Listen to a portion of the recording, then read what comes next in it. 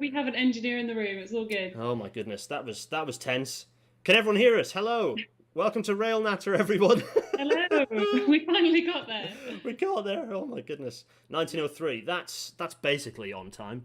Oh, Here we um, go. There's currently the sweepstake for how long this episode is going to last. So Melanie Osborne is pitching at 1 hour 10. Melanie, oh, we're gonna beat one. We're gonna. It's gonna be a tight ship tonight. It's gonna be a tight ship. oh, Everyone can hear things. Hooray! We yeah. have. Yeah, that's it. We're here. We're here. Let's very briefly do this. Hello, we're here. Well, look, Harriet's Hi. here. Hello, everybody. Hello, everyone. So tonight is a special. Okay, I've changed the format a little bit so I can be more rigid at the start and don't waffle as much. So, but I've already started waffling. So okay, it's fine. It's going to be a special RailWeek episode, so line up your early careers questions. If you want to join the rail industry, get your questions ready, lined up. Yeah, it's going to be exciting. I can't wait. It's going to be fun. Harriet's here to answer questions far more lucidly and eloquently than I can. So that's going to be great. Yes, it is. It's exciting. I've got my phone buzzing with people saying this is exciting about Rail Natter. Thanks everyone who's buzzing me to say this is exciting about Rail Natter. We're live. So right, let's go back to here, and then without further ado, essentially, let's start tonight's Rail Natter. Woohoo.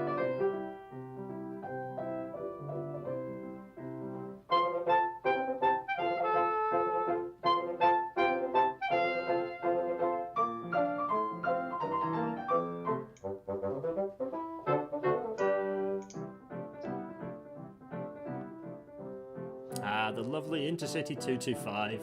As it fades out, we are left with the exciting news that it is indeed Rail Week. Hooray! It's Rail Week.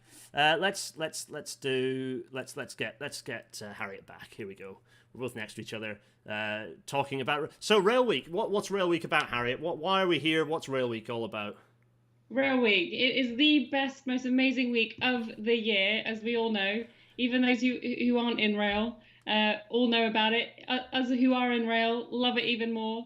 So it's all to raise awareness of how amazing this industry is, and to try and sing its praises and inspire everyone to enter into the best industry in the world. So there's been some incredible work going on, I understand, and the program is even better this year than last. It always seems to outdo itself, doesn't it? There's been so much going on. I mean, I've just got the events list, and they're just like Deutsche Bahn and like Network Rail have got pretty heavily involved, and there's like a huge amount of stuff happening tomorrow and on Friday. It's going to be exciting. There's much happening, and actually I think the list of events here is only scraping the surface. I think loads of things have been going on that aren't necessarily on the main RailWeek page that are just springing up under RailWeek hashtag, and people are getting stuck in. It's great. It's really good. So despite the fact that it's all a bit more virtual and a bit less hands-on than we've normally done, it's great. It's good stuff. I tell you what, let's do this. There we go. So that's the news, everyone. We're skipping the news proper because we've got much to get through tonight. So we've already got people asking some questions. So there are some people saying they want to join the rail industry, but they're not sure what questions to ask. Well, I tell you what, as we go through, I'm sure you'll think of things, because we're going to discuss the skills gap. We're going to discuss.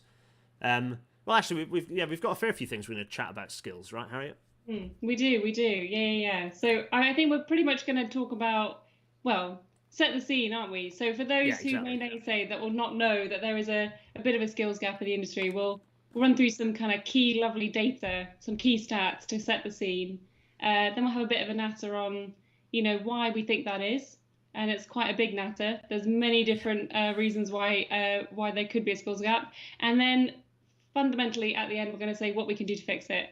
And hopefully by that point, we would have sold the industry to everybody on this call who thinks that they can potentially join the rail industry, because we need to make sure we get the best and the brightest people in. So that's the rough plan, isn't it? Yeah, definitely. That pretty much exhaustively covers it. It's a better synopsis than I could have come up with. I think the key thing is so our enthusiasm is hopefully going to shine. We both love what we do, but if that's not enough, then there are weirdly 30 now episodes of Rail Natter leading up to this, and if you pick any of the various techie episodes, or actually any of the episodes in there, you'll find lots of where I've got guests. You'll find a huge number of different, very excitable people, very pleased to be telling the world about their little aspect of the railway industry that they work on. So if you want to, there's plenty there. But also tonight we're going to be covering skills. We're going to answer any of your questions. It's really an Ask Us Anything session, so it doesn't have to be on skills.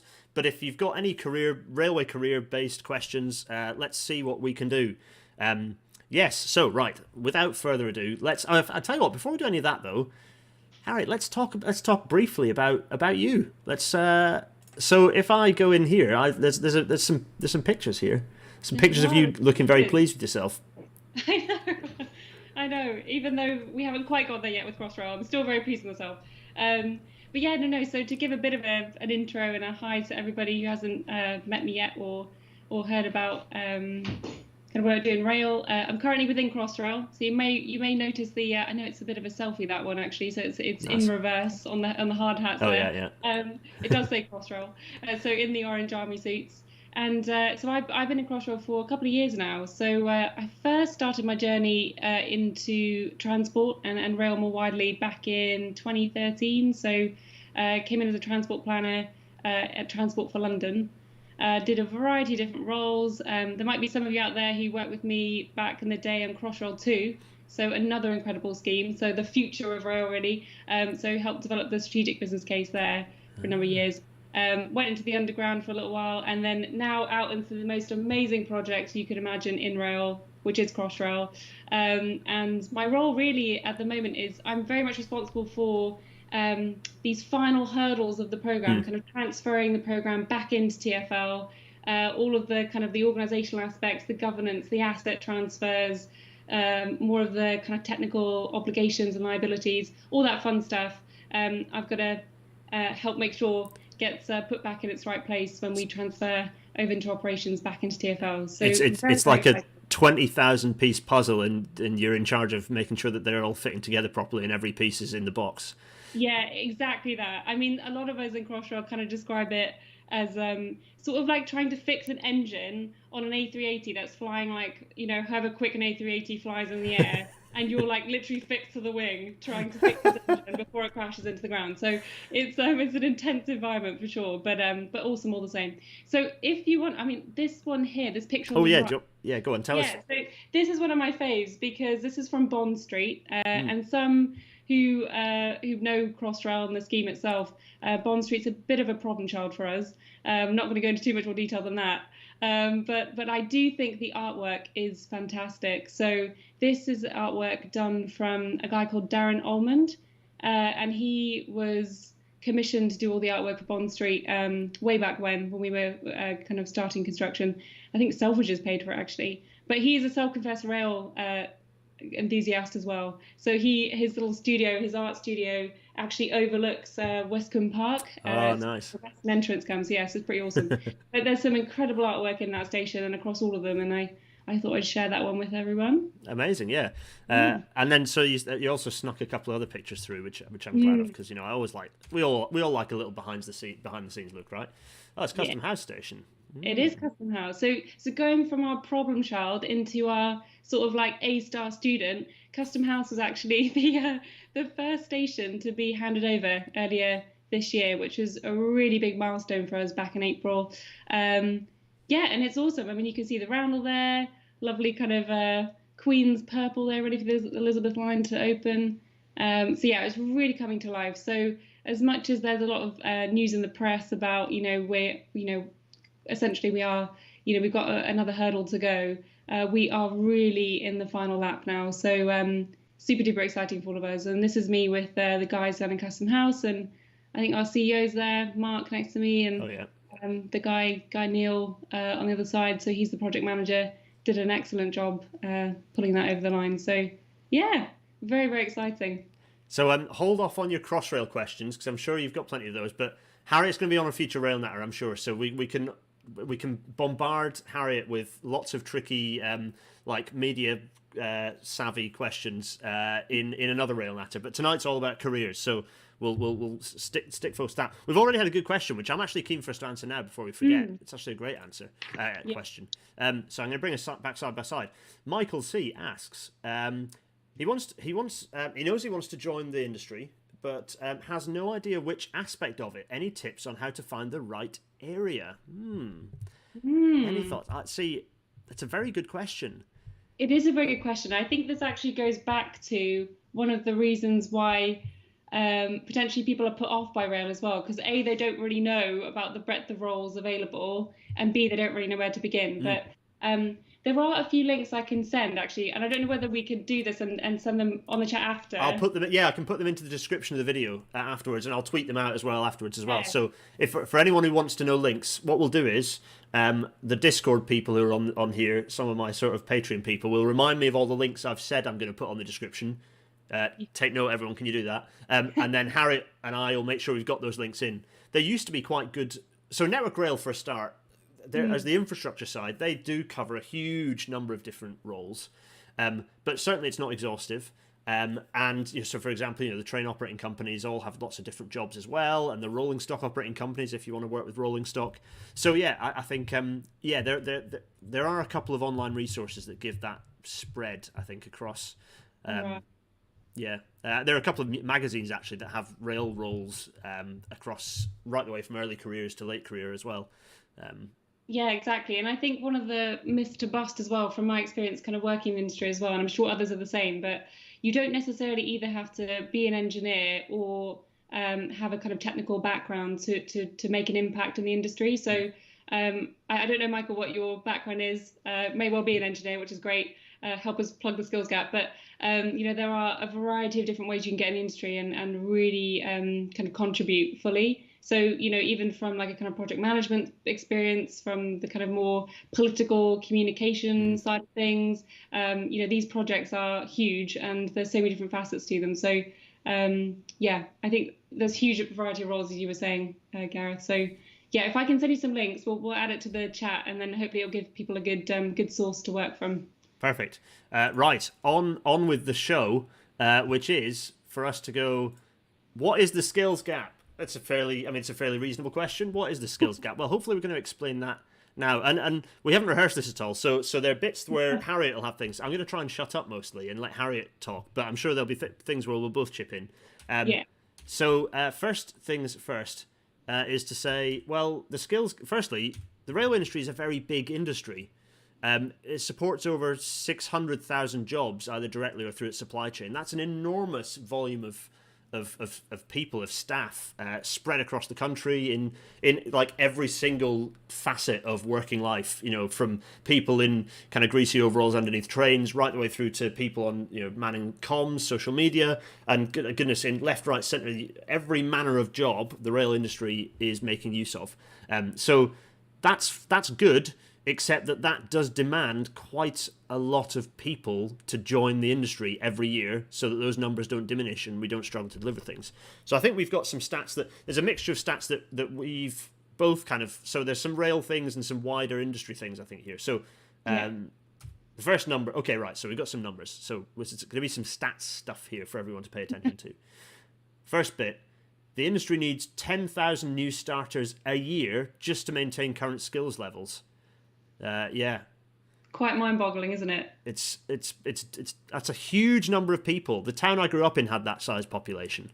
So it's just an enormous number of people every year that we need to be joining. This isn't just engineering. This is sort of across sort of STEM subjects and beyond. But that's a lot of people just to maintain current skills levels. I think this is broadly aimed at STEM. These numbers. So the next one is just looking even at HS2.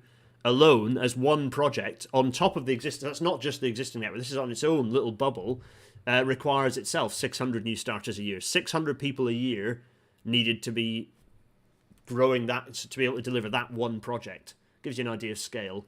And then the last one, I think, is possibly one of the biggest and scariest numbers, is that by 2033, which is rapidly approaching, that's not that distant in the future anymore. It's just over a decade away. We'll have lost 50,000 people just due to retirement alone.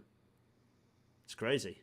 I know, it is crazy. I think they're saying, 1 in 5 rail engineers are over the age of 55, I read. 1 in 5, yes, that's one of the... In fact, I've got your stats up here, actually, which I was going to refer to. You can sometimes believe it, but so pretty stark. Yeah, we've got this gap. There's a bit of a gap, really, in the rail industry where there's a lot of people who are recruited through the through the 80s, and then there's a tremendous gap, and then we've sort of started recruiting in a larger way again in the last sort of 10 years. But actually, there's a gap in the middle, and that's almost been a bit of an issue in pulling more younger engineers in, because there's almost a bit of a training gap between senior people and young and sort of newer starters, sort of ourselves, sort of as sort of the new generation. I think we both joined the industry at the same time, actually. I started in 2013 as well. There we go. All the best people, eh? I know, right?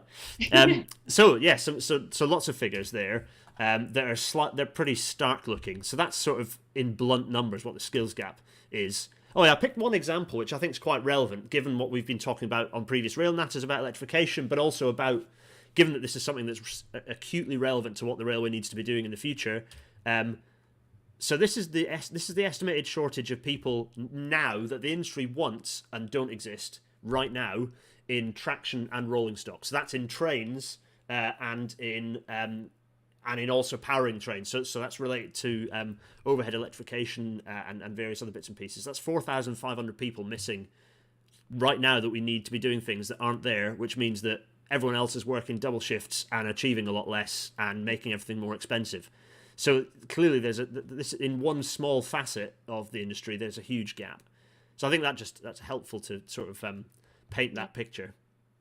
Yeah, definitely. Right, and so this, okay, right, I'm going to get rid of our faces. Wait a minute, let's get rid of our faces. There we are. I bet we'll start there. Yeah. Yeah, that's it. Right, what I need to make sure is that everyone can still hear. Can everyone still hear Harriet? Mention in the chat if you can. I'm sure you still can. But anyway, right. So this is a graphic from 2018. Is there anything in here that you think you want to pick out first? Actually, I've done a lot of talking. Yeah, no, it's good. I mean, because we went through this. You flashed it up earlier, and I thought it was absolutely fascinating. Yeah. It all come in one place. But I think for me, some of the particular stats that draw out are those where you see the massive drop in female representation within engineering, huge drop there, particularly from GCSEs to A levels. Yeah, this is interesting. And I wonder whether anyone listening as well, whether you've had the same experience, whether you're encouraged by your peers, your career advisors, your teachers, whether to give up, subjects within the STEM fields.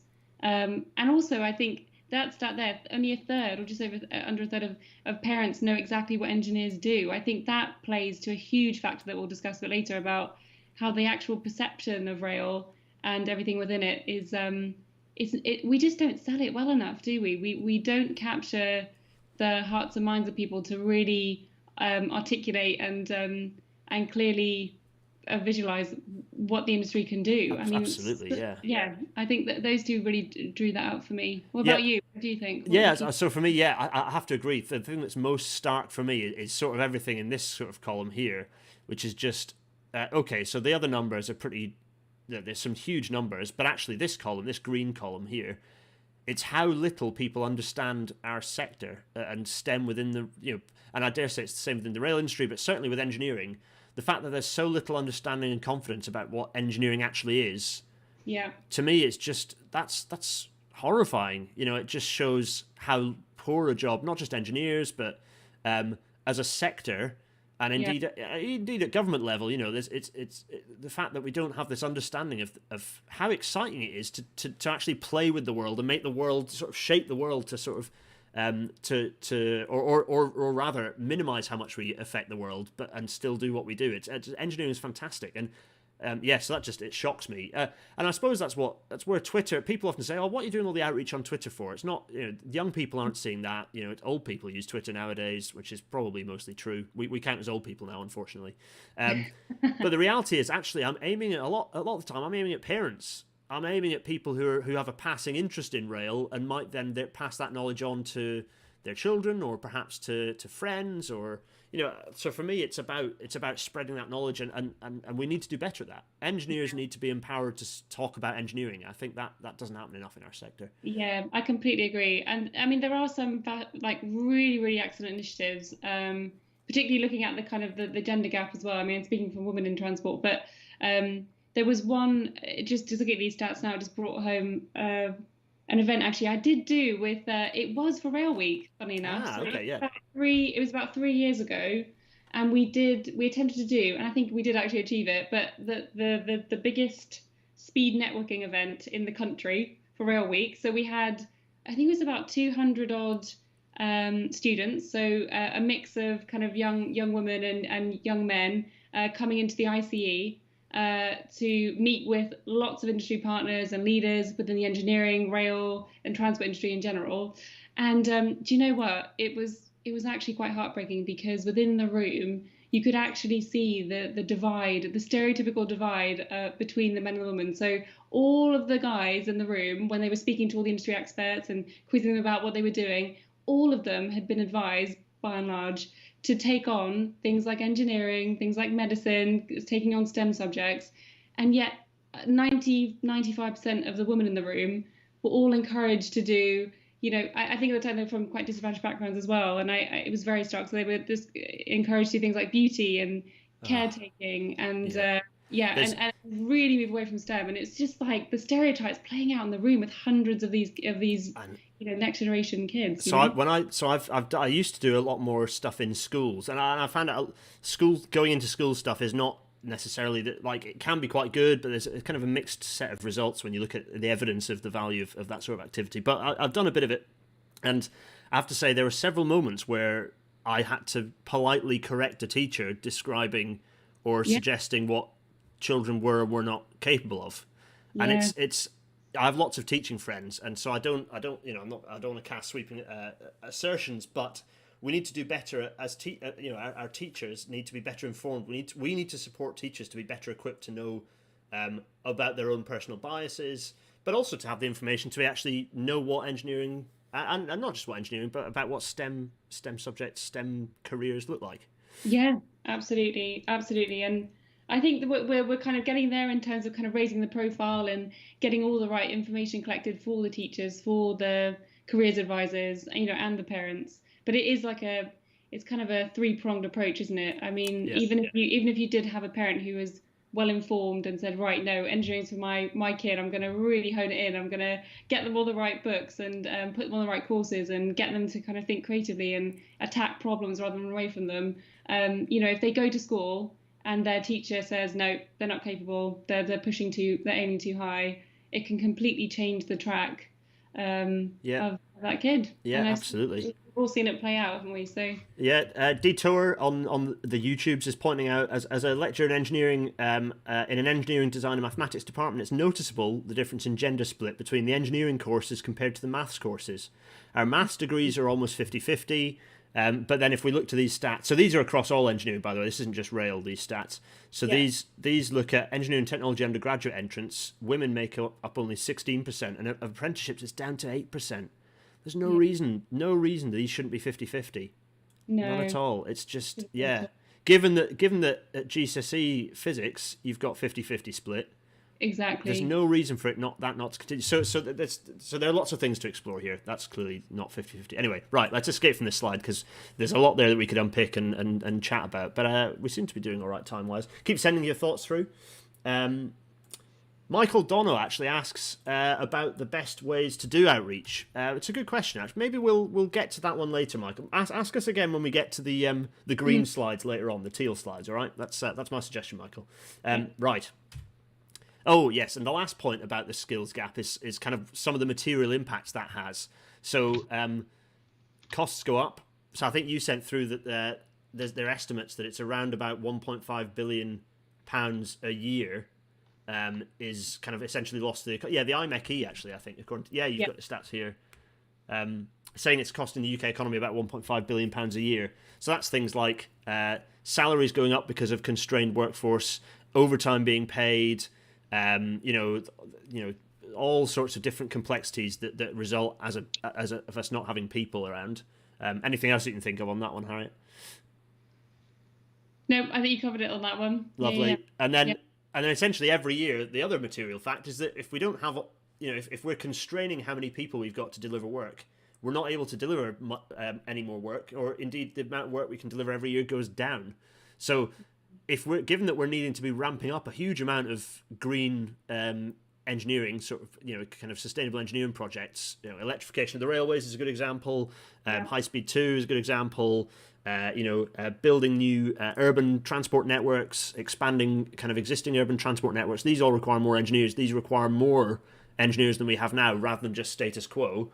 Yeah. Given that we have a skills gap, we're just not going to be able to deliver that stuff. So it's really critical that we overcome the skills gap. Absolutely. Couldn't put it better myself. Well, speaking of which, let's get our faces back while I'm here. There we go. Oh, I didn't notice that. I know, right? We're back. Hello. Right. So next, what are we going to talk about next? Yeah. Okay. So that's what the skills gap is, and I think it's worth. I think you suggested, and I fully agree, that it's a good idea to explore why that skills gap exists. Yeah, definitely. I mean, there are quite a number of factors, aren't there? I mean, this isn't a kind of one answer fits all approach. It's quite nuanced, as we've already seen from the data already. But I think just reflecting on it, there's definitely a few things, isn't there, that kind of draw out. So we touched on a bit earlier about the actual profile of STEM careers at the moment. So the fact that, one in was it 1 in 5? 1 in 5, yeah. 1 in 5. Guys in the rail industry at the moment are due to retire very soon, over the age of 55. And I think that aging workforce as well, puts a large portion of the skills at that end will be dropping off very soon, and will create a huge gap within the workforce and the skills gap there. I think we've also touched on the lack of diversity as well within the pool. So for various reasons, we aren't reaching out successfully enough and persuading different disparate groups to take up roles within the STEM sector, and particularly in rail itself. And they're, again, quite nuanced. I think we should probably go into that. It'd be really good to understand, people's perspective listening as well. And then I think linked to that is also just the general misconceptions of what the rail industry is, and the difficulties in spelling out what engineering is. And we saw that play out on the last slide very well. So the fact that kind of parents, only a third of them know what engineering is. Yeah. And teachers, probably advising, younger students not to take on STEM subjects, and that kind of it makes it more difficult, I think, to enter into rail and engineering and industries because of that. So absolutely, I think that's the key factors. What about you? What do you think? Yeah, so I think we've got I've got a few things. Which reminds me. So we're going to touch on that. So we're going to expand on that. So the points that Harriet's made, I think we're going to break those down and chat a bit more about those. We've got some good questions coming in as well, so I'm going to pick those up in a second. But we've got questions for you. Harriet and I have questions for you in at home. The first. I know, right? It's all a bit time shifty because we're 45 seconds ahead of the actual world out there. But anyway, so that's why we're going to ask these questions, and we're going to come back to them after this purple section. So the last purple slide, we'll come back to these and we'll get your answers. But if you so think about your answers, and then when we get to this slide again, send your answers in. So if you work in rail, how did you get into your role? First of all, second of all, what were your preconceptions of the industry? And thirdly, did these match up to the reality? So particularly if your background is perhaps not as conventional a one as, if you don't look like me. I pretty much take all of the conventional engineer boxes, I'm sorry to say. But if you don't look like me, and just have a think about those questions and come up with your answers towards the end of the purple section of this episode of Rail Natter, because it'd be interesting to have an exploration of that. I'm also pleased to see that people in the chat are answering people in the chat's questions. I love that. Yes, so they're doing our job for us. But there have been a couple of interesting questions, so I'm going to leave those questions up for a second while we answer them. Matthew Singh is 25. Most pathways into rail are aimed at younger people. Is it still possible for me to get into the industry? Harriet, do you want to take? What do you think of that one? Yeah, definitely, absolutely is. I mean, even for example, within Crossrail, within the wider directorate that I work in at the moment, there have already been a few people come in from very different industries. So from aviation, for example, we've had a couple people from British Airways come over, so it's a completely different world, to be honest, from a commercial airline into building a railway, but all very transferable and all very well received. We've got people from very different backgrounds, so some from banking, some from teaching. So yeah, I think they've all made the move at different stages of their careers. Some in their kind of mid-30s, others a bit later. Some have had career breaks and had families and come back in and wanted a complete change. So I think just looking at the wider workforce where I work, I mean, it's a very common thing, actually. So I definitely wouldn't be put off at all. I would say, on a practical note, though, if you are going to do that, it's all about kind of chatting with people in the industry already and building a bit of an idea of what the roles are. I think the best thing you can do is not to say the N word, because I hate saying network because it sounds really like prescriptive and Yeah, horrible. yeah. But you know what I mean. But this sort of thing. But this is the sort of thing. Doing this, coming into the presentations like this, where you've got a load of people in the chat who are rail engineers, and indeed, you know, so I've set up a bit of a thing for that. That's quite informal. So you can go into the Discord. I'll put links at the end. And there's actually a channel on there with like rail professionals who are marked up in red, and people who are interested in rail industry marked in green. And they already have chats in there, and it's all quite informal. It's pretty cash. So I mean, for anyone in the chat, that's not a bad. Matthew, go and have a look at that if you like. But broadly, getting in, this sort of thing, you know, sending emails to people in the industry, or there are, it's certainly, again, it comes back to the challenge, which I agree with, is that the rail industry is so colossal and nebulous that it can be quite intimidating to know where to start. So I mean, this isn't a bad place, actually. I'm willing to say, come and there's some good chat going on about industrial placements and various things as well. So thanks to everyone who's answering some of these questions too. Excellent. Good stuff. Let's see if there's any other bits and pieces coming up, because there's some absolutely fantastic amounts of chat going on in here. It's great stuff. Remember to @ me in so I can spot if you've got a question. Routes for existing engineers to change disciplines. Starting right at the bottom are 3 years without income, not an option. Anything like the police with fast track promotion ? That's from Owen O'Neill. I think so. For example, again, I'm going to go back to my comfort zone of knowing that Network Rail, and indeed the big engineering consultancies like mine, we open not everything goes into a graduate scheme. Actually, most of the roles within my discipline, permanent way engineering, generally come from people who've applied to become that sort of engineer. It depends on the sort of role you go into, as how many transferable skills you've got. So if you go into kind of in the railways, if you go into pure civil engineering, you'll find that easier as a general engineer than if you go into one of the specific disciplines, perhaps. So there are different engineering disciplines are really the sorts of different ways that engineers do work. So I'm a permanent way engineer, but you've got the sort of civil engineers who do a mixture of the sort of more standard bridges and platforms and stations and structures and things. And then obviously you've got electrical and mechanical and all these things, and they split out. So it depends on the sort of engineering you've done beforehand. But as Harriet was saying, as you were saying a minute ago, you've got people in the aeronautical industry coming across into rail. So and I know quite a few. Actually, I know quite a few aeronautical engineers who come over. You'd have thought theirs is the crazy industry that's all like, you know, everyone wants to work there. But actually, they say everyone I know who's done that prefers rail now. So there we go. Not biased at all. It's just a natural progression. It's just the second most interesting form of transport is air. Then obviously the first most interesting is rail. No, good stuff. There's lots of great questions in here. Some people asking questions about obscure places that I'd suggest other than the train operating companies and Network Rail. That's a good question. Again, I think going to having like a magazine like Rail Staff or some of the rail recruitment magazines are probably a good place to go there, because I think that's a more traditional way for some of the small, say a company like, I don't know, Viva Rail, who are redeveloping London Underground trains into essentially as new trains. They're quite a small niche little thing. They're the sort of people who probably do advertise through those sorts of media. Yeah, it's a really good shout, actually. The kind of SMEs within the supply chain are kind of more particular focus as well. No, definitely, it's a good shout. But Googling job, I think Google is quite powerful at pulling out some of these job opportunities now in some of these. So searching for, I suppose again, it's knowing what to search for. But yeah, I think a good thing to do if you're looking for a job in the rail industry is to subscribe for free to Rail Staff, because it gives you an idea of the sorts of jobs that exist. It's I think it's a free magazine. It's just like Rail Engineer. It's a free magazine, but also jobs are advertised generally in some of the other rail publications as well. But I think Rail Staff's probably not a bad place to start, because it generally is focused at people and recruitment and that sort of thing. Some excellent questions coming through. Right, so there's I think so. There are quite a few similar sort of struggling to find a way in with minimal experience queries coming through. So what I'm going to do is we're going to push through the purple slides now, where we talk about why there's this skills gap, and then we'll come and pick some of these up if they haven't already been answered. Yes, right. So let's do precisely that. I think I've left these questions up for long enough. So right.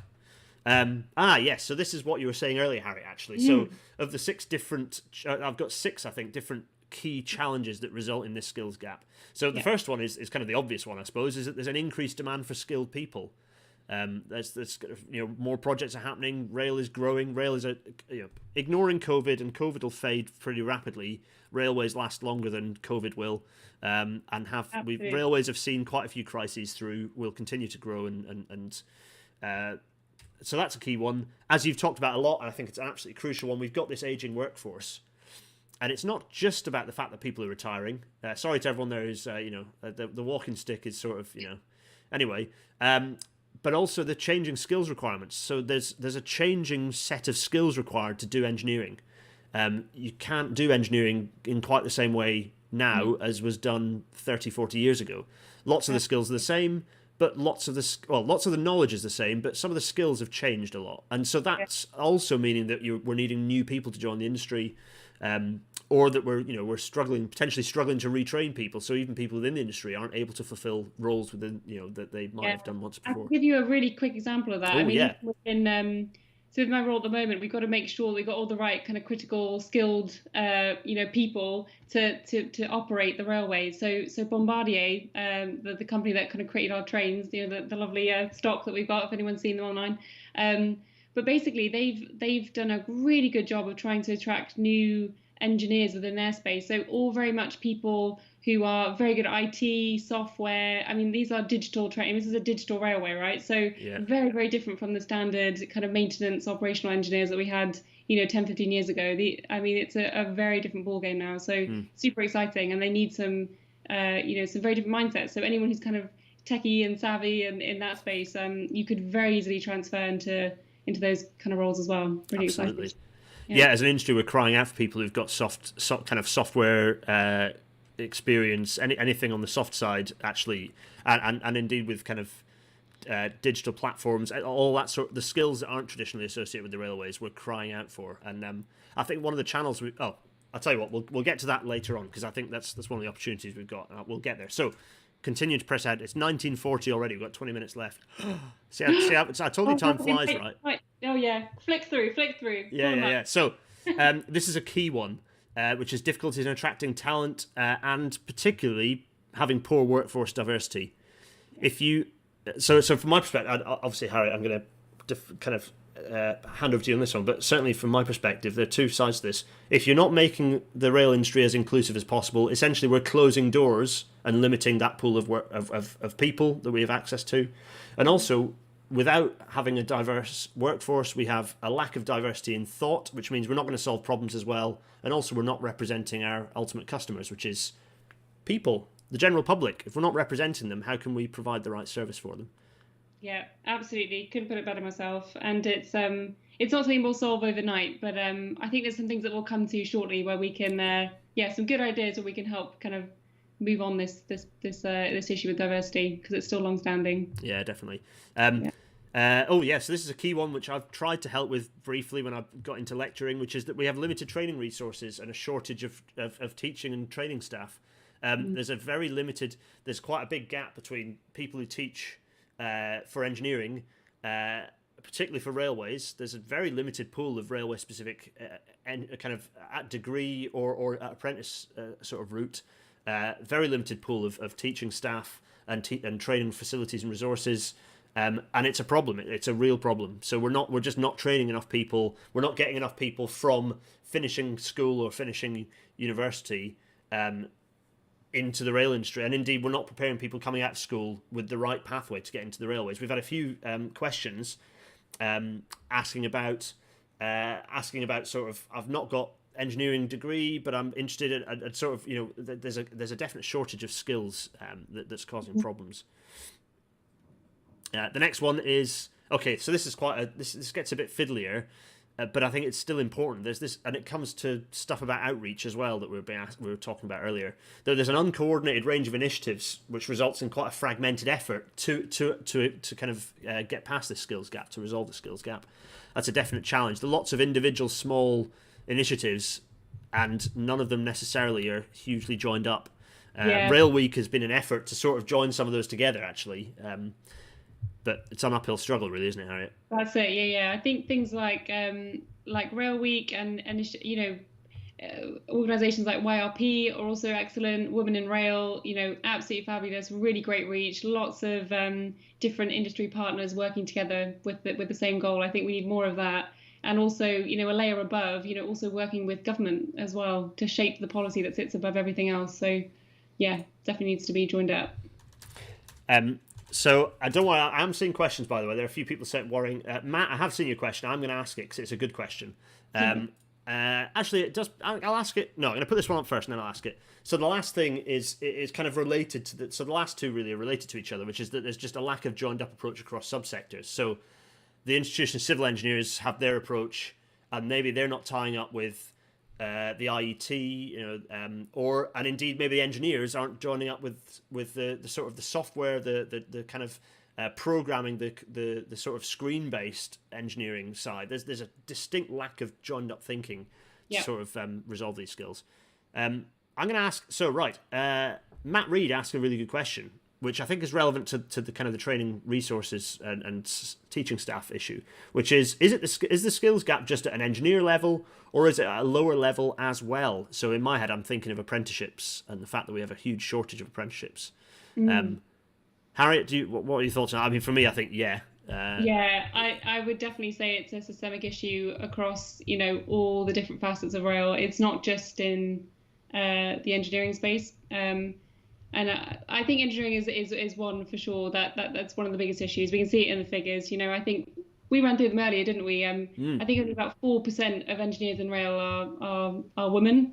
I think that comes up. I think that comes up next. Actually, we're going to let's do. Yeah, right. So this is good stats. Here we go. So to answer your question, Matt, apprenticeships as well. So it's not just engineering level. It's also at it's actually even at senior engineer level, but certainly it's engineer level, apprentice level. It's not just at that kind of graduate level. There are other levels as well where there's an issue. So this one's interesting. So 16% of the rail workforce are women. That's already pretty shoddy, given that that's across everything. It's not just STEM. That's absolutely everything. Why is it only 16%? So of that, 78% of those women are in non-managerial roles. 2%, only 2% of those women are senior managers, and only 4% of that workforce are engineers.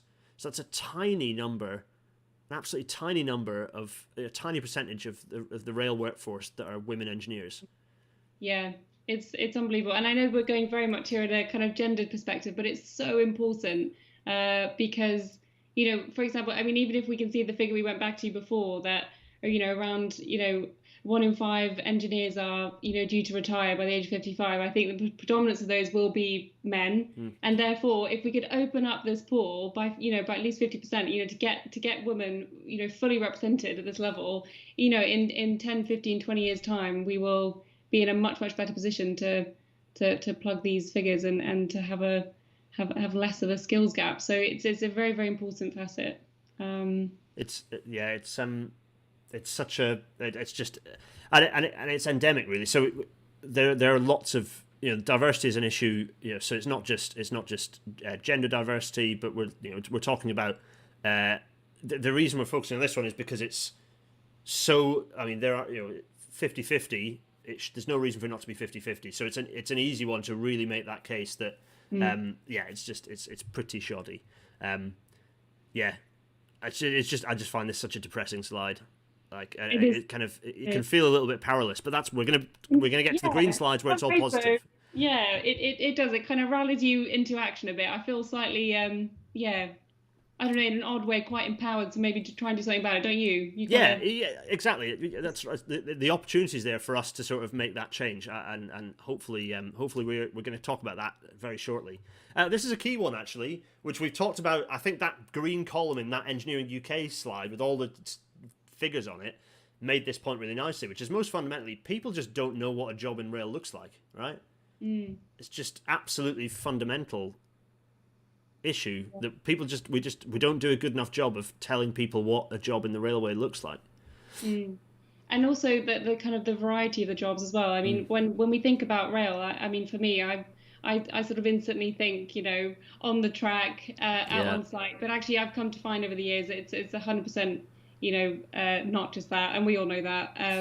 But I think it just needs to be more obvious. It needs to be called out in a much more accessible way to the breadth of roles as well within rail, and how that all links together. Because fundamentally, we're delivering stuff that's going to have a huge legacy for millions of people for lifetimes to come. It's pretty awesome. You can't say that in many other industries. So yeah.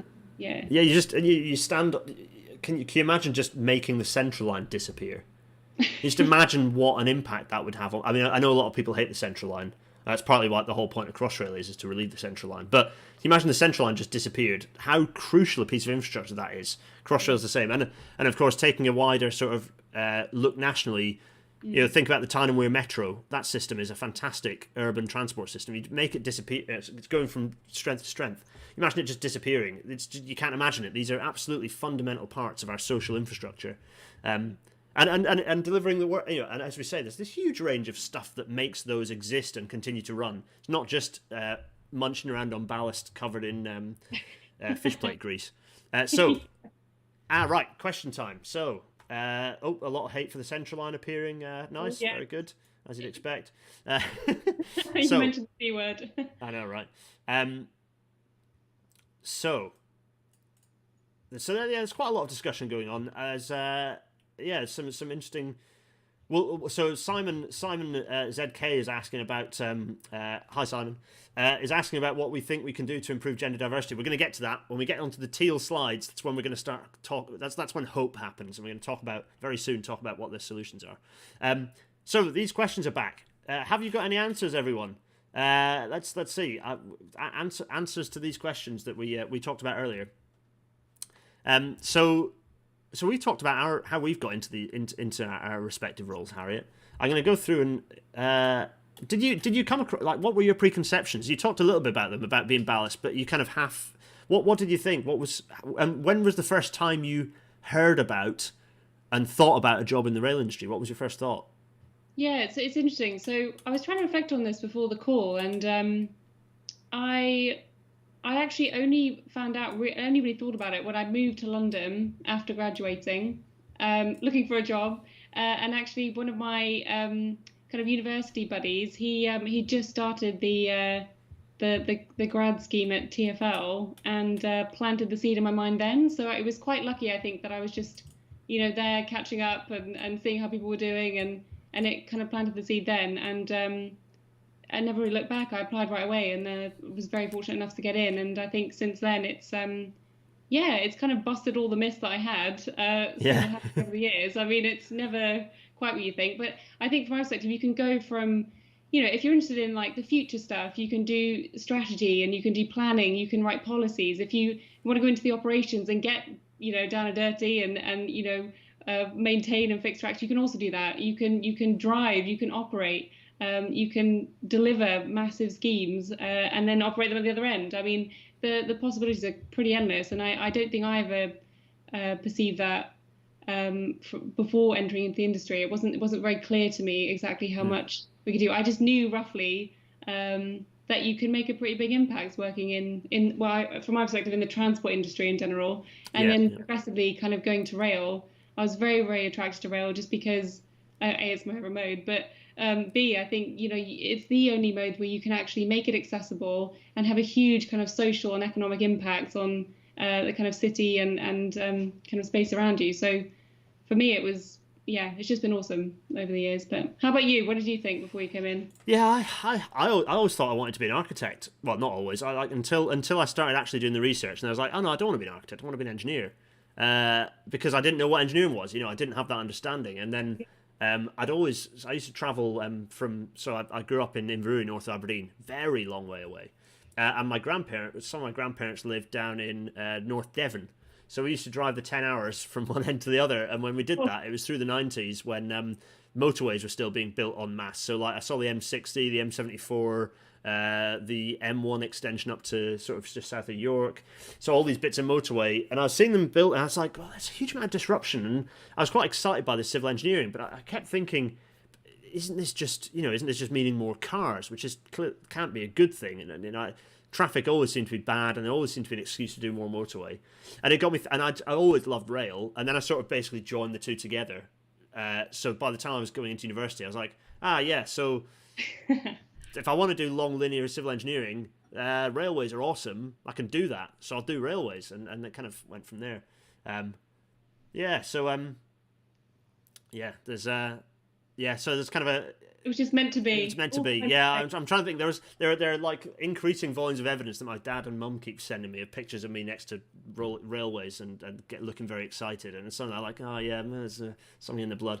I love it. I love it. Yeah. So what's going on in here? So there's quite a lot good. The chat has exploded. Many questions. Matt Butt got into railways while depressed and on the dole. When finishing the PhD, decided wanted to work on the railway and used a Railway Careers website and got a job at London Underground. Well, there you go. That's one way to do it. Nice one, Matt. Good turnaround, yeah. So there's a fair few people sharing their thoughts in the chat. Now's the perfect time to plug the Discord Careers channel for answering the question without a 200 character limit. Yes. Brevity is an art form. It's true.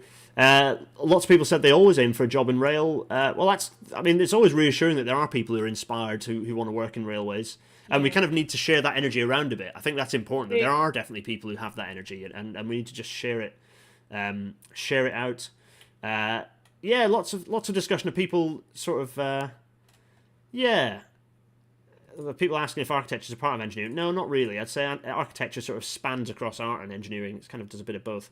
A bit of match. Yeah, right. Okay, there's lots going on there. Almost indecipherable in the chat, to be honest. There's so much chat there. Okay. RailNatter is what RailNatter is. I didn't say it would be a highly professional outfit. Keep asking your questions, and I'll try and keep up. But we'll come back to those thoughts. There's some interesting discussions going on, I think. Actually, those questions have sparked a lot of discussions in the chat, so I'm quite pleased about that. So, right, It's 1954. We're going to do our very best to get through the next bit. Right, so how can we fill the skills gap, Harriet? What can we do? So, very good question, Gareth. So this is a very powerful image, actually, before I get to my answer. So, and this really hit a chord with me. That someone sent this to me a few weeks ago, and I actually thought it was awesome, because this is almost how I felt a little bit. Not to put anyone else in the rail industry, but I remember my first day at TfL, and there's about 150 new grads all kind of congregating outside Westbury Circus or whatever, and there was a tiny huddle of women in the corner, and just a sea of kind of grey navy black suits, and I and I'd never felt that way before. It was the first time it struck me that we had such a gender divide, and I did actually feel quite apprehensive at that point, and I think this actually really, just to be really upfront about it, it does actually kind of depict what it feels like to be kind of the only person, or like the minority in the room, I suppose, as it were. Yeah. Not to be a victim about it, but in the reality is, often, and I'm sure there's many kind of women and other people in the chat that have felt this way over the years, if you've worked in the rail industry or within the sector.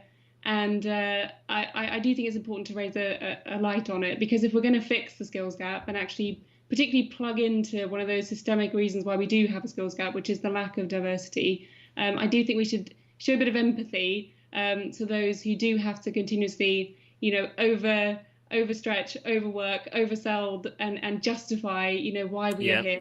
And I think also linking to my solution, part of all of this is actually role modeling. I think we need to do more, particularly those in the chat who said they work in the industry and have always wanted to.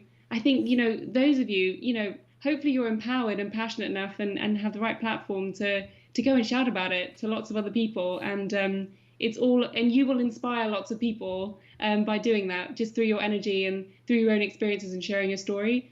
And I think that is the number one kind of reason and way we can actually plug, particularly the diversity issue as well, going back to Simon's point, is actually to get the right role models out there, use them in the right way, and put their stories out there, and the word will get out. I think, this cartoon is it's quite affecting, and it's relevant. I mean, particularly as it's a woman of color as well. It appears to be a woman of color, so it's the extreme end of anyway. But it hits on another point, which is something that the skills gap that we're talking about, people entering the industry. One of the real challenges we have is people coming into the industry and leaving the industry again. And generally, it's women disproportionately do that because the industry does not care for those people. It does not provide the right working environment for those people. And exactly. that's something we in the industry need to think deeply about why that is. But that's perhaps one for another rail natter, because I think that's a worthy point of discussion. I'd say so. Exactly that. Because I do even think, to some reflection, there are some incredible, senior women in the industry as well who are paving the way. I mean, the likes of, Michelle Dix, for example, who's been around. Hopefully a number of people kind of know her. She was ex-managing director of Crossrail 2, and single-handedly kind of brought in the congestion charge into London. Left an amazing legacy, and she's had a very non-linear path through, to get there. It's not just been a simple a route for her at all. And I think one of the things she's very open about, for example, is that she actually job shared, and she was part-time for the majority of her, in fact, all of her time as being a senior leader with the industry. So there are ways where you can kind of help adapt and support those people, particularly women who may want to leave and have families, and that's absolutely, brilliant if you choose to do so. There should be, those stories of, women who've done that and been there and made it out the other end, kind of not being quiet about it and shouting about it and saying that it's okay, and you can, you can be accepted by going part-time or job sharing or doing all those, great things. So absolutely. Yeah, and I think that plays. So I think that plays into the example. So I thought we'd kick this section off. Well, we both thought we'd kick this section off with an example of what you think is best practice, really, in terms of providing that openness. And actually, it probably contributes to helping people want to stay in the industry as much as opening the opportunities for people to join it in the first place. So tell me that we've rationed pixels. Sorry, everyone. There's some minor pixel rationing going on. But tell us about this next image or two or three. Yeah. So this one here. So I don't know whether anyone on the chat was actually part of this. This is back in 2015. So this is part of the International Day for Women in Engineering. So INWED, quite a big day every year. I'm sure lots will celebrate it. And this was actually an initiative where we tried to break, and we did break, the Guinness World Record for the largest group of people simultaneously high-fiving at once. I think we had about, I don't know. Oh, wait, so the next picture is... Yeah. Oh, right, okay, yeah. There we go. Look at that. Not only the diversity, but just the energy right there. I love it. Love it. So I think we had about 890 people turn up that morning. So all across the industry. I mean, this was a huge collaborative effort. So Women in Transport were there. I think Siemens helped, Network Rail, so many different kind of companies in the supply chain bringing out their best and brightest people. And we were all there to really just kind of bring life to how awesome the industry is. And yeah, it was a brilliant morning. So so I'd flag that. I think these sort of initiatives are great. They're super creative. They're super fun. You genuinely meet great people. And yeah, I think almost everyone in that shot is in midair, which I think is quite impressive, isn't it? It's very good. It's good. And then there's so you sent another image as well, which is what looks to be a different event. So tell us about this event. Yeah. So this one. So the BDI amongst us noticed Sadiq Khan there. So just on the kind of bottom right there. And this is our nice little red circle there. Good thing you placed it well. Yeah, that's probably fine. And this was the launch of another really good cross-industry initiative within transport, so called Our Time, and it's all about instilling the kind of confidence and the mentorship for women in the industry in particular. And here's just a kind of small selection of the women that help make it happen. So I'm in the kind of bottom right there. I think we're talking about buses at this point. But it's really electric and a super amazing kind of cross-industry initiative. And I think it's in its second year running now. And there's around 100 or so people every year, incredible women at all stages of their careers, from all different backgrounds, who are supported and mentored by senior people in the industry. So really it goes back to the point of retention and harnessing our talent. And all of these women in the room will no doubt go on to incredible things. So, another kind of good example I just wanted to raise. So, it comes back to the question we got earlier from Michael about outreach and what different forms of outreach are good. And I think one of the challenges with going into individual schools is that like it can be the right approach, but actually it's quite good to do. The challenge you've got is to not end up going to the schools that have the time to facilitate that activity, because you end up going to schools where the pupils already have quite good set of opportunities. It's really important to pick up schools where those opportunities aren't being as well presented, because often those are the schools where they don't perhaps have enough money to be employing a permanent careers advisor, for example, and so they aren't getting that information about engineering. So it's important and it comes to the fragmentation of approach as well. So I think it's important to coordinate large-scale schemes of outreach, but also of bringing pupils out of schools to large events, kind of similar to this one, really, and empowering them to sort of see what options they've got. Do you have any thoughts on outreach, on different outreach things that you've done that you think have worked better than others? Yeah, I mean, I think going back to your point, I think it's very important to kind of do what you kind of have the time to do, and I think schools are really critical, and I completely agree. I think if your workplace or if your university encourages you to take the time to volunteer, just do it.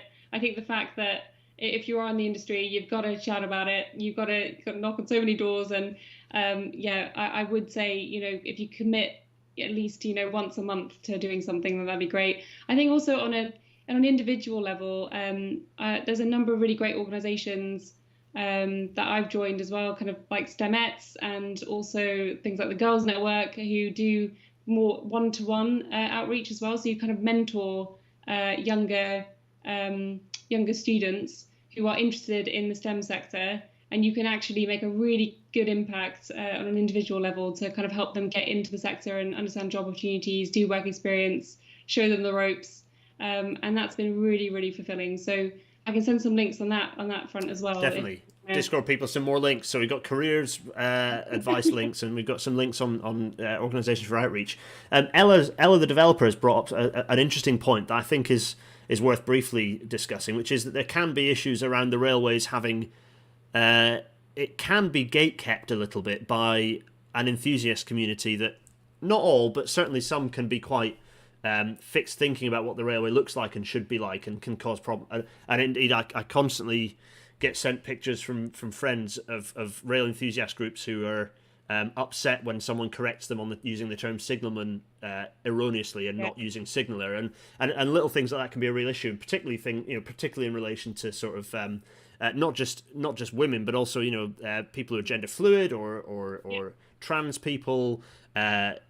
Race is still a bit, all these aspects so that can be a challenge, but there's definitely cause for hope, because I see a lot of young people being excited about railways these days, more than in the past. I think there's a huge swathe of young people who are excited about railways, partly driven by the climate and the importance of the railways within that, and they're changing that. They're bright, young, and forward-looking, and I think that is changing, which is good, which is really good. Good question, Ella. Thanks for pointing that out. Lots of good stuff. We've got Ian Davis asks, are colleges like Newcastle and the National College for High Speed Rail / NCATI, or whatever their name is nowadays, working to help fill the skills gap? Well, NCAT is in a pretty unhealthy way at the moment.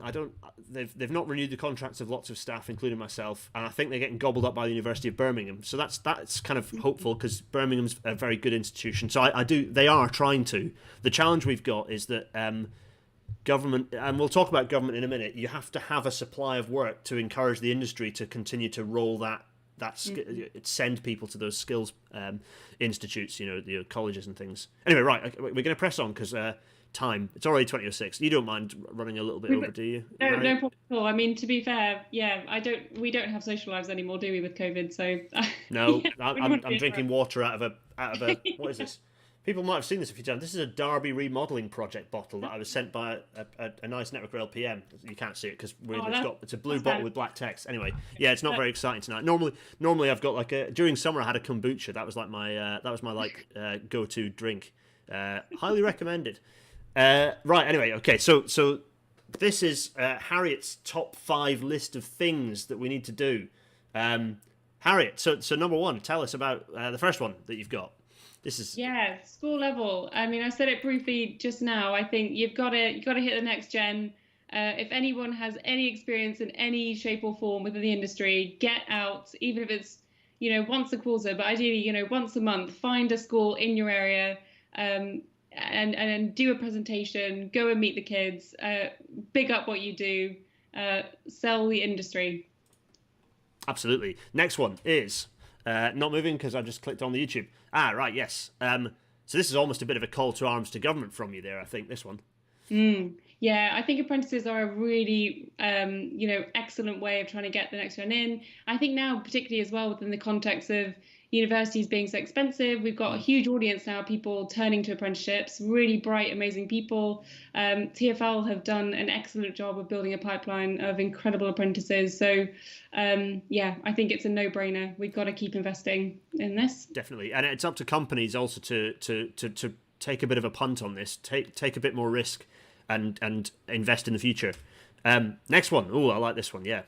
Yeah, and this kind of goes back to my point earlier about when I talked about Michelle Dix, for example. I mean, the one thing we can do when we have role models as well, if we get them out there, and for all of you out there, the role models who are going to go to your schools and preach about the industry, also promote how you can actually move around in your field, in your sector, promote the range of roles, talk about your own role, obviously, but I think it's really, really important to show the breadth of opportunities. So again, we'll send some links to kind of help showcase some of that more broadly. But if you do work within a wider TOC or within a wider kind of transport industry like TfL or Network Rail or one of the bigger industries, it's very, very much easier, I think, to sell all the different options available. So don't forget to do that.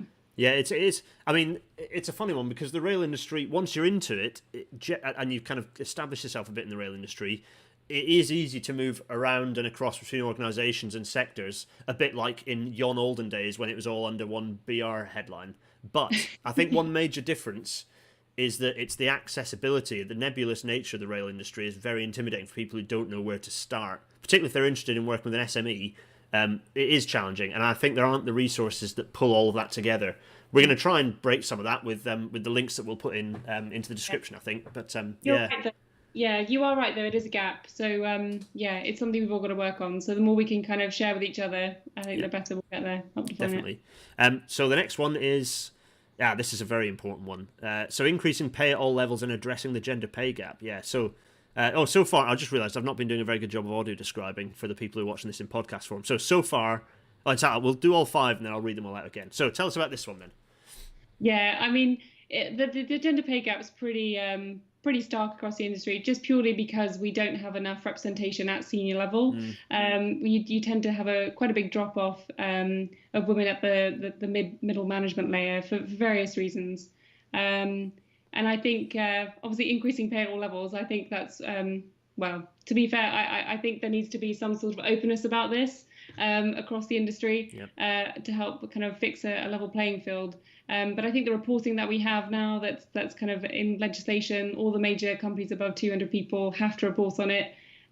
So I think anyone entering into the industry, whether you're, a man or a woman, make sure we address this seriously, and as you progress through your career, talk about it, talk about pay, make sure people around you in your team are, there's no discrepancies. And it's a hard thing to do, but I think it's one of those things that will prevent more women coming into the industry and staying in the industry and getting to senior level if we don't do enough to rectify it. We need to be at a place where no matter what your gender, there's the pay is not something that is genuinely off-putting to you either joining or indeed remaining in the industry. Absolutely. And the last point that you've put in of your top 5. Yep. So improving the image, and we talked about this, and also role models. And I think through the role modeling, you can very quickly, bust the myths. I think if you're in the industry, be prepared to kind of speak about your story and connect to audiences, whether it be, at a school level, university level, or, through other kind of, staff groups, for example. I think, the more we can encourage role models to get out and be visible and show there's not just a linear path, tell the kind of truths of their industry as well, then I think people will kind of see themselves more in the positions in our industry. They'll be able to imagine themselves there. So really key. And that's such an important thing about inclusion and diversity as well is that, and it's true across every single workplace, not just STEM, just across the whole thing. If you're not seeing people who look like you, and who have your background in an industry, in a job, it's much more difficult to visualize yourself in that role. It's really important that we have prominent role models who are representative of society at large and aren't all just pale male stale. It's really important. Yeah, it really is. Yeah, there was. Did you read that? I'll send around another link. Another Discord people, another link. Yeah, but super interesting research that someone sent me the other week, and it was basically around the power of role modeling and how it impacts kind of personal behavior, particularly in leadership roles. So they did this study with about 200 young women, and they had half the cohort basically had pictures of really prominent, amazing female role models, Michelle Obama, others, Hillary Clinton, people who are very high up in their fields, and they had them posted at the back of the room while these respondents had to do a very scary presentation in front of a large audience. And those people who had the visible role models, successful female role models at the back of the room, were graded much more highly within their presentation skills, and graded themselves much more highly as well, which is quite interesting, compared to those respondents that didn't have any visible role models at the back. So I think there is almost like a kind of underlying subliminal power to all of it as well. That's fascinating. That's really good. Yeah, we'll send the link through. That's an interesting one. So the top 5 are the things that we need to do to solve or to at least help resolve the skills gap in the rail industry. Number 1 is increase awareness at school level. Number 2 is to invest in apprenticeship and on-the-job training. Number 3 is to promote potential career progression and a range of roles that the rail industry offers. Number 4 is to increase pay at all levels, and most critically, to address the gender pay gap. And the last, number 5, is to improve the image of the rail industry, including visible role models and busting myths.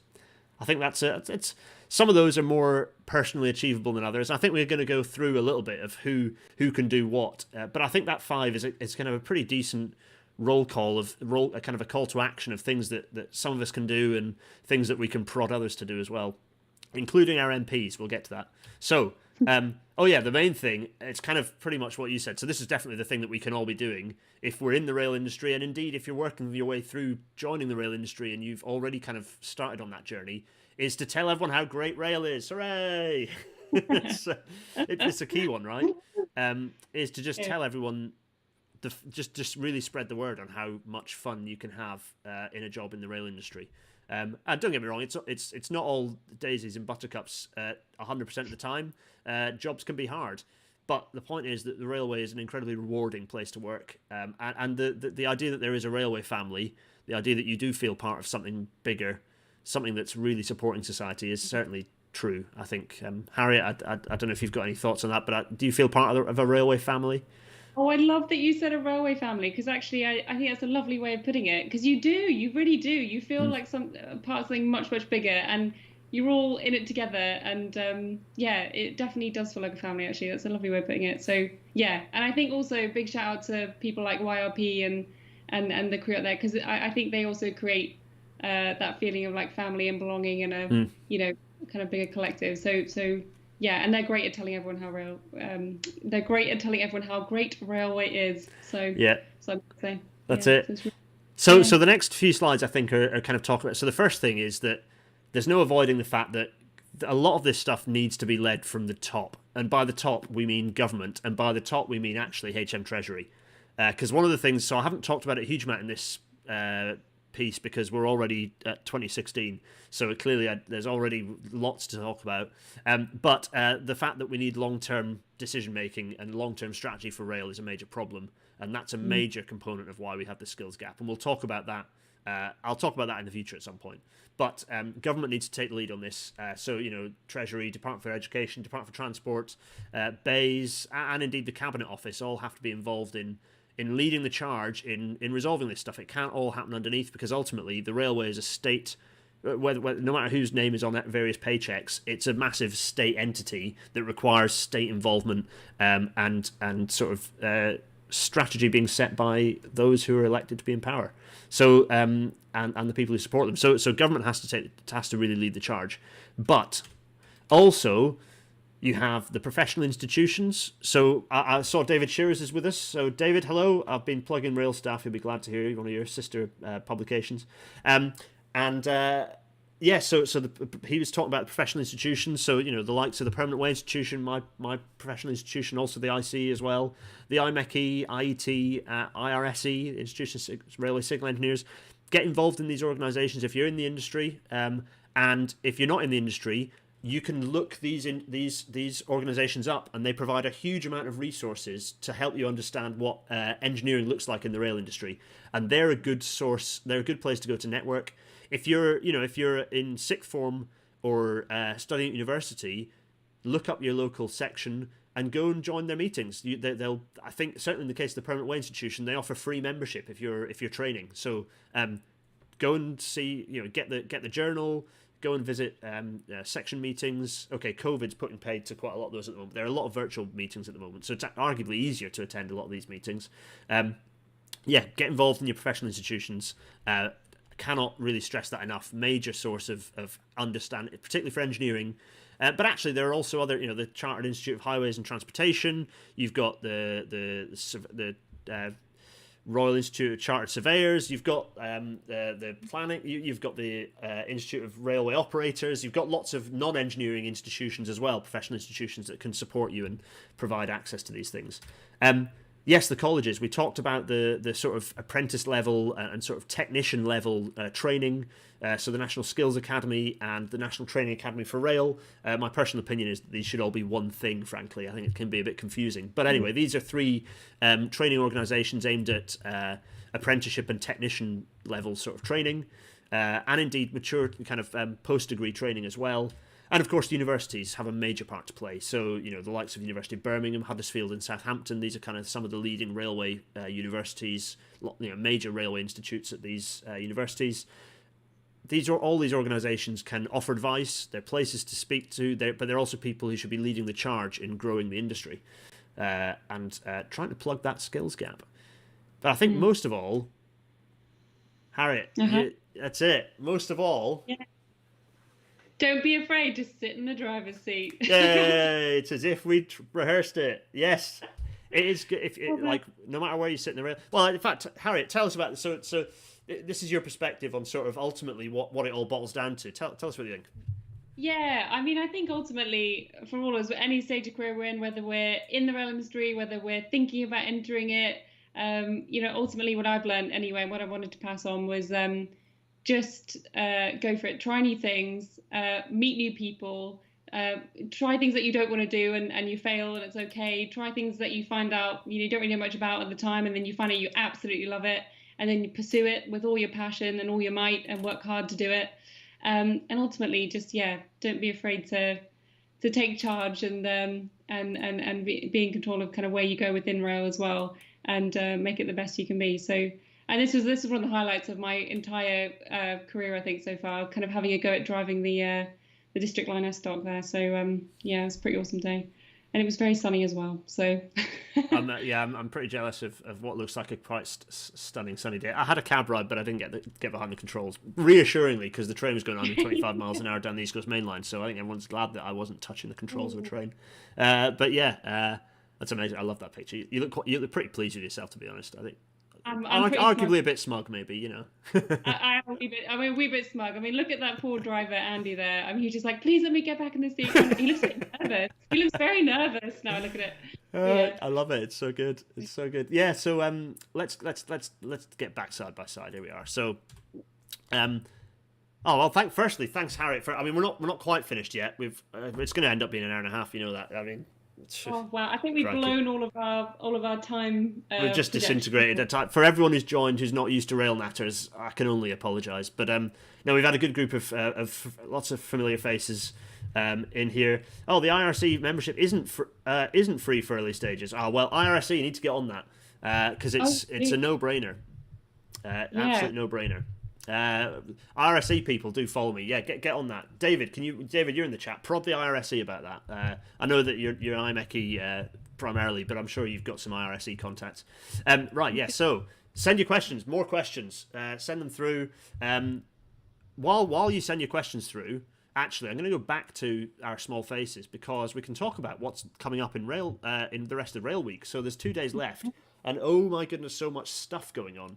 There is so much. It's amazing, isn't it? Actually, some of the stuff is very pertinent to what we talked about. I think there's one on role modeling. I think in the next. Oh, on Friday, yeah. So this is Thursday. Friday, yeah. So there's like Deutsche DB Cargo are doing some stuff. Network Rail have done all week. They've been doing their day in the life of a Network Rail engineer, which is really great.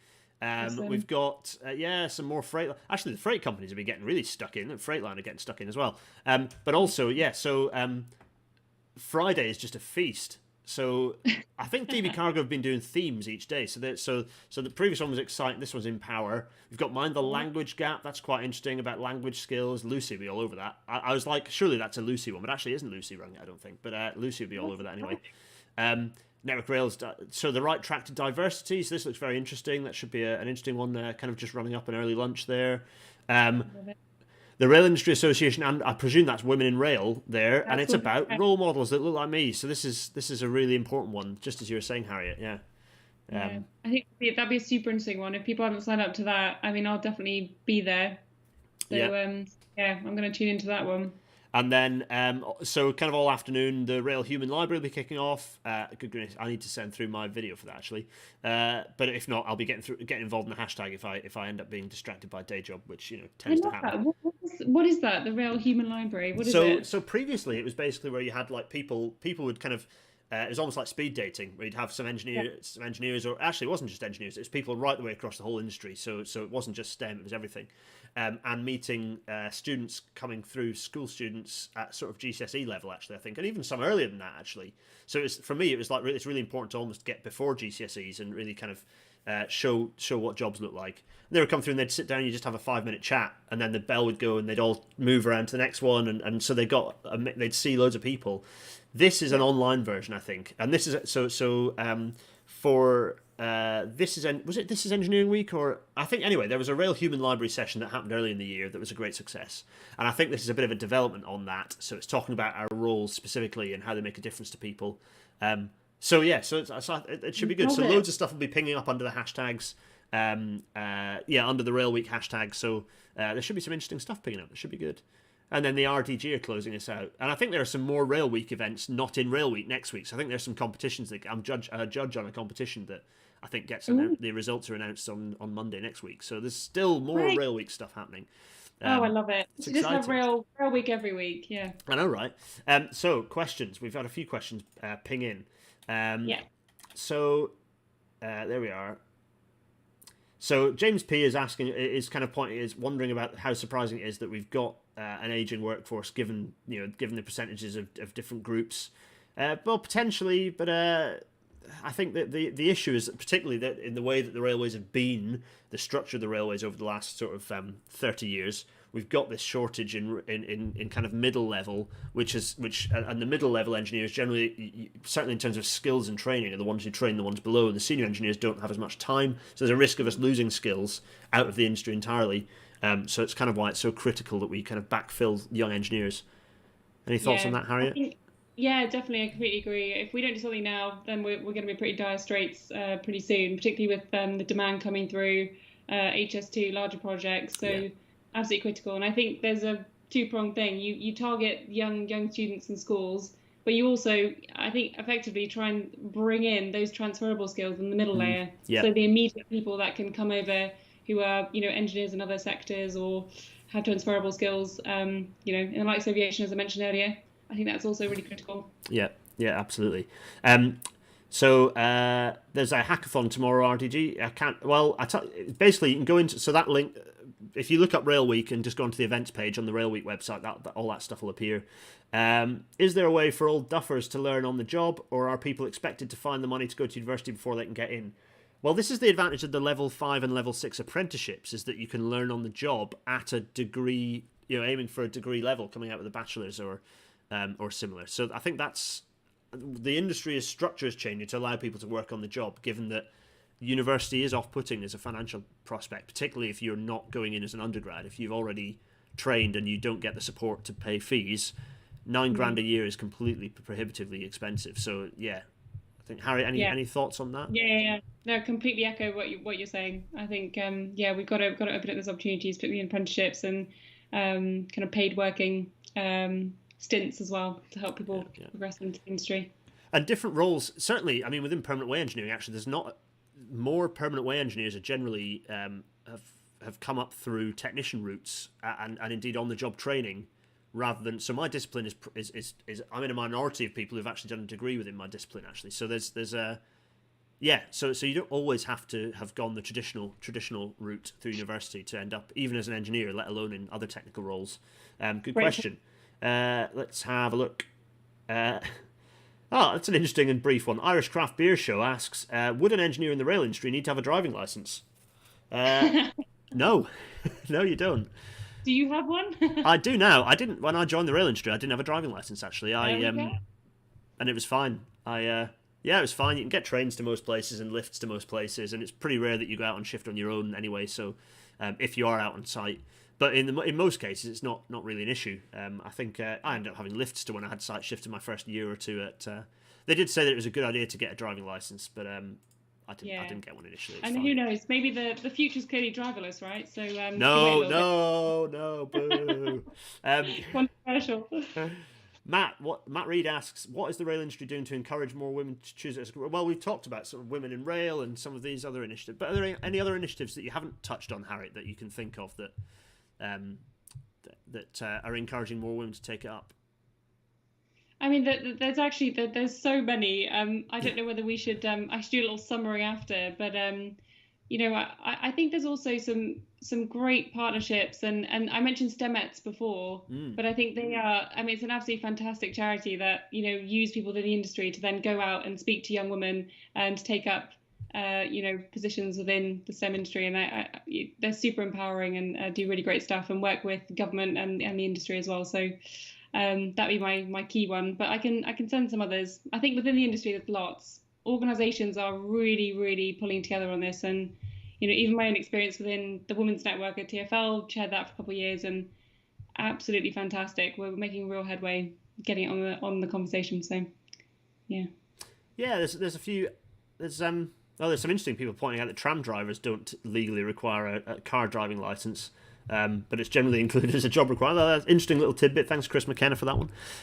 There's some great questions coming through. I'm conscious of time, so we've had some great questions coming through. There's been some really good chat. I mean, the best thing about Rail Natter is a lot of the questions kind of get answered by people in the chat, which is nice. So thanks to all the people joining the chat and answering. But Harriet and I, we can, I'm sure we can both answer questions later on. If you send messages through Discord, I can relay them back to Harriet and we can get answers back. And likewise through Twitter and all the normal, and indeed the YouTube comments. This is a YouTube video, isn't it? I forget this. So in the YouTube comments afterwards, send your questions. So it only remains for us to kind of close out, really. So firstly, as ever, this was, I don't know how well a job we did of audio describing, but we're available on all good podcasting platforms. So pick this up after the fact if you want to listen to it again in audio only. Patreon. So you can go onto my Patreon to just support this sort of thing continue to happen, choosing future episodes, themes, guests, all that sort of good stuff. Discord. I've talked about the Discord quite a lot. GarethDennis.co.uk/Discord is where you can go and ask some of these career questions, and not just of me, because actually I'm quite early in my career. My experiences aren't necessarily all worldly. They're definitely not all worldly. I would strongly recommend going in there because there is a wealth of rail professionals who've now been joining in and answer questions. There's lots of chats about things like CVs, what to include, what not to include. Job applications get shared on there. It's great stuff. There's lots of discussion about it being split out, actually, because there's so many different career chats going on. So it might be that I grow that and it becomes a big, because it's exciting. There's a lot of good stuff going on there. And then something about PayPal, but we won't worry about that too much. So that's that stuff.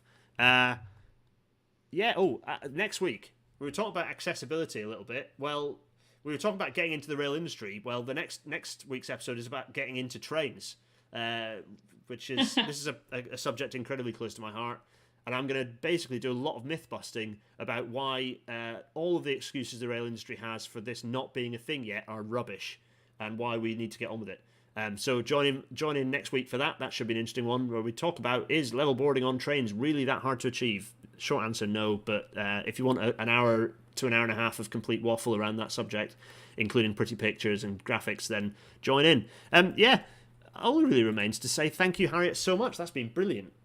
Oh, thank you, Gareth. Honestly, my treat. It's been a pleasure. Absolutely awesome. It's been so good. Yeah, it's been a really good chat. RailWeek is continuing, so more RailWeek stuff. We're both going to be kind of wired into that the next couple of days. There's so much stuff going on. It's great, and it would be a pleasure to have you on to talk about transport planning a bit more deep. We've not had a planner on yet, despite most of the stuff I talk about actually being planning rather than engineering. No way. Well, I'm happy to fly the transport planner flag. Absolutely happy to come back on and have a natter. Excellent. Just let me know when you're free. Well, that's it. Good stuff. We shall do that. Lots of thank yous coming through on the chat. Thanks, everyone. Yes, we will have all sorts of yes to all these things. Lots of thank yous. Rail Natter chat, you've been brilliant. Harriet, it's been a pleasure. And thank you so much. Cheerio from both of us. Cheers. Cheerio.